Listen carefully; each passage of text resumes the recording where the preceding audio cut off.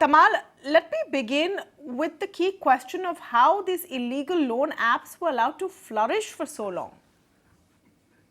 Yeah, I mean, in fact, it was nobody's baby. So, in fact, if you remember, recently, Reserve Bank of India governor in a public forum, it said that it's job of the police to to keep a vigil on them. It's not Reserve Bank of India. And, it's on my table. There's a working group which Reserve Bank of India constituted to look into the digital lending space. November 2021, it submitted its report, and it said that at the, there were about 1,100 Indian loan apps are there, and out of which 600 are illegal loan apps. It's the fact is pretty old. It's between January 2021 and February 28, 2021. During that, they investigated. So it's almost more than a 1.5 year old. By that time, it's thousands of illegal apps up there. Many of the NBFCs are renting out their license to this kind of apps, and they are, as you rightly said, they are harassing.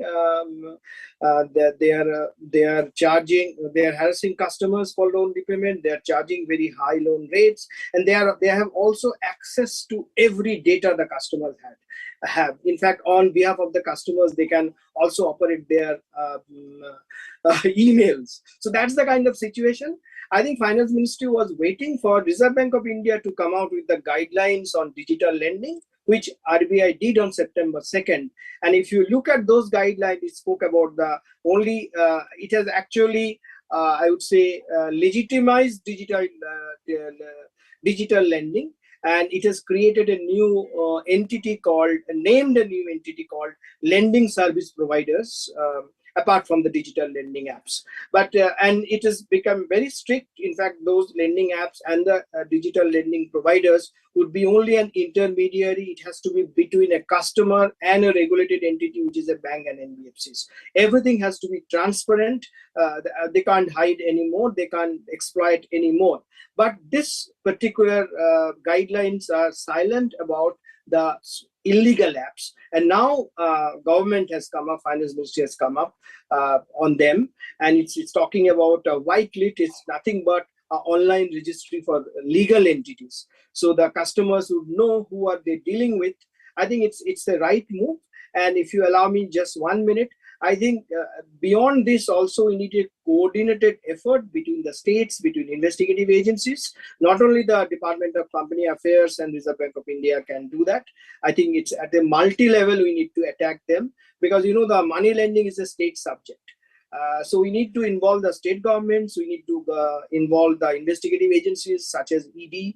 We need to involve, of course, Reserve Bank of India and police. So apart from having an online registry for legal entities, which is a so-called whitelist the finance minister spoke about, we also need to have coordinated effort among multi-level agencies to crack down on them, to stop this illegal practices. So there seems to be a multi-pronged effort to crack down on apps, on these illegal loan apps, but it seems to be scattered as well, Mr. Gandhi, because on the one hand you have, for example, an ED trying to track companies which are facilitating these loan apps.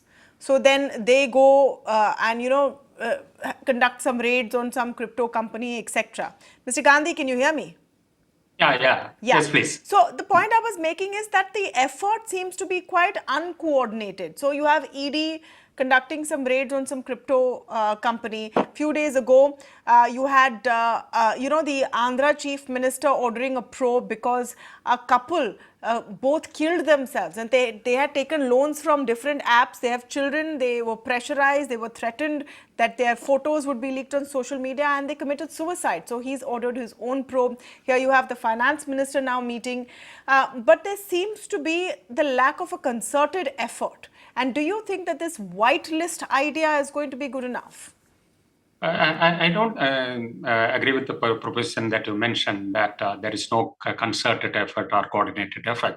Exactly that is what is being proposed now, in the sense that a regulator typically will not have enforcement powers on other than the regulated entities. That's a standard structure. Any regulation will apply to the regulated entities. So some unregulated entity, when they are doing some offense, then it becomes an economic offense. Then it becomes a part and parcel of the state enforcement agencies.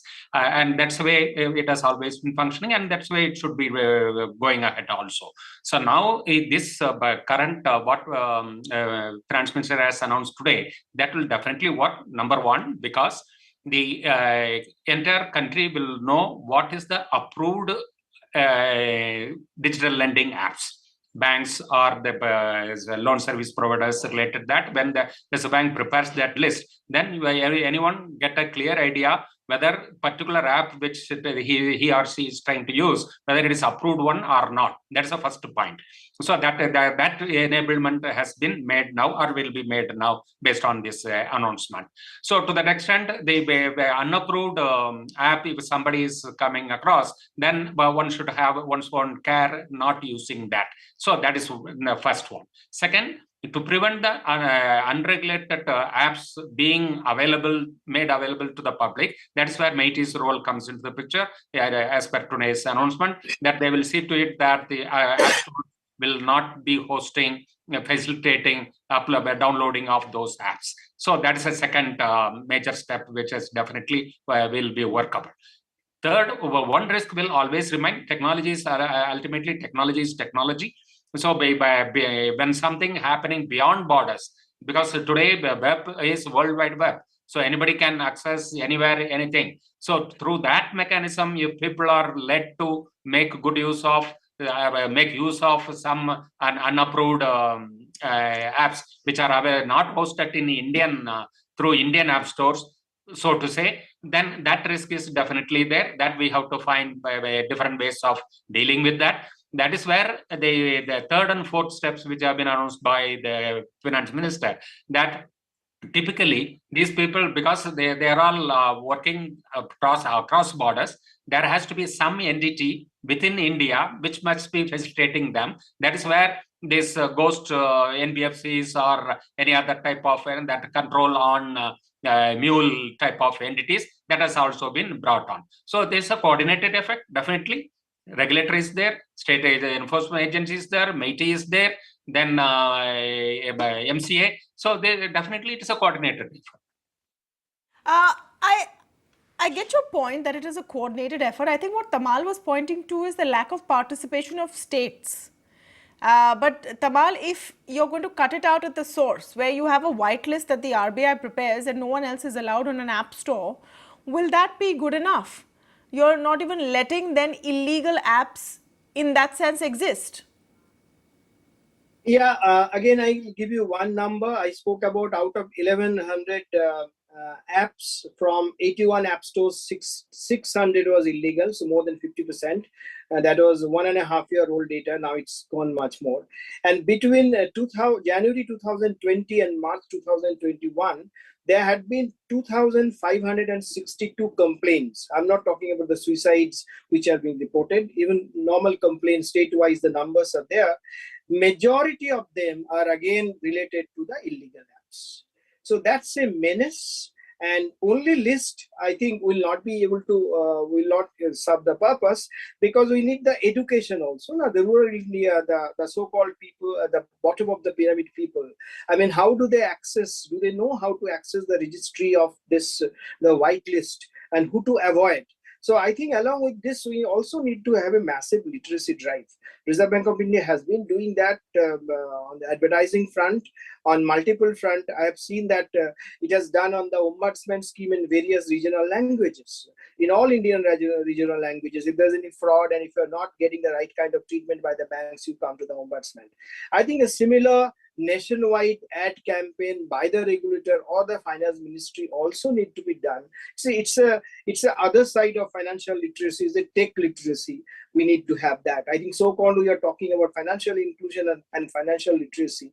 Now we need to have a digital literacy in the vast part of India. I think in Mumbai, Delhi, the metros, you and me, we know we can access what is this white list or the registry.